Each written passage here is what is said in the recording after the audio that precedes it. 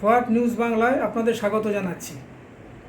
যেই নিউজটি নিয়ে আজকে আমরা চর্চা করব সেটি হলো যে প্রাক্তন প্রদেশ কংগ্রেস সভাপতি অধীর রঞ্জন চৌধুরী তিনি প্রেস কনফারেন্স করে বলেছেন যে হুমায়ুন কবিরকে যে তৃণমূল শোকজ করেছে সেই বিষয়ে তার বক্তব্য তিনি পেশ করেছেন। তিনি কি বলেছেন? তিনি বলেছেন যে হুমায়ুন কবিরকে শোকজের মাধ্যমে তৃণমূল এটা বোঝাবার চেষ্টা করছে যে হিন্দুদেরকে দেখানোর চেষ্টা করছে যে আমরা তোমাদের সঙ্গে আছি। কারণ হুমায়ুন কবিরের আগে যে সমস্ত মন্তব্য করেছিলেন সেইগুলো নিয়ে কিন্তু কখনোই তিনি কোনো শোকজের মুখোমুখি হতে হয়নি।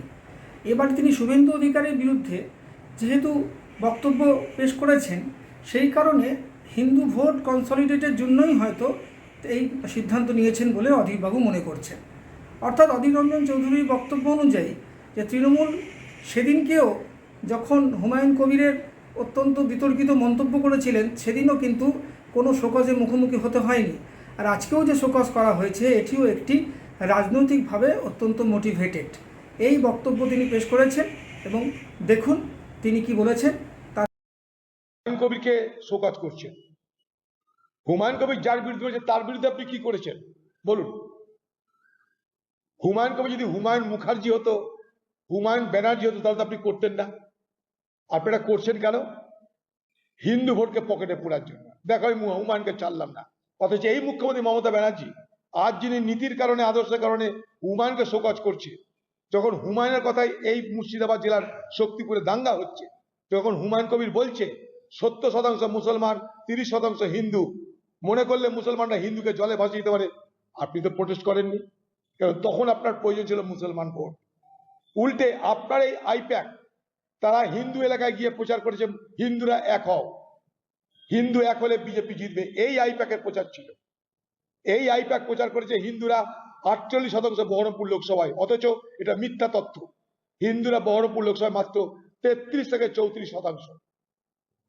সেদিন তো আপনি হুমায়ুন কবিরের এই মন্তব্যের প্রতিবাদ করেননি, যখন বলেছিল 70% মুসলমান মনে করলে 30% হিন্দুকে মেরে গঙ্গা জলে ভাসিয়ে দিতে পারে।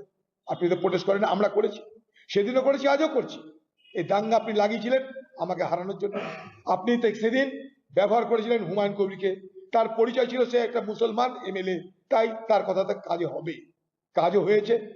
ওই হুমায়ুন কবিরকে তারপরে তার আগে তার মাঝে কখনো কি পার্টি শোকজ করেছিল? আজ কেন শোকজ করছে? হুমায়ুনের অপরাধটা কি আছে? আপনার ইশারার বাইরে কিছু হয়েছে? হুমায়ুন কবির যদি হুমায়ুন অধিকারী হতো, হুমায়ুন ব্যানার্জি হতো, আপনি এটা করতে পারতেন? আপনি হুমায়ুনকে শোকজ করে আপনি বুঝাতে চাইছেন আমি মুসলমান পরোয়া করি না, হিন্দু ভাই আমাকে ভুল বুঝে না, আমি মুসলমানদের খুশি করার রাজনীতি করি না, হিন্দুরা আমাকে ভুল বুঝে না। ওই দেখো হুমায়ুন কবিরকে আমি শোকজ করলাম।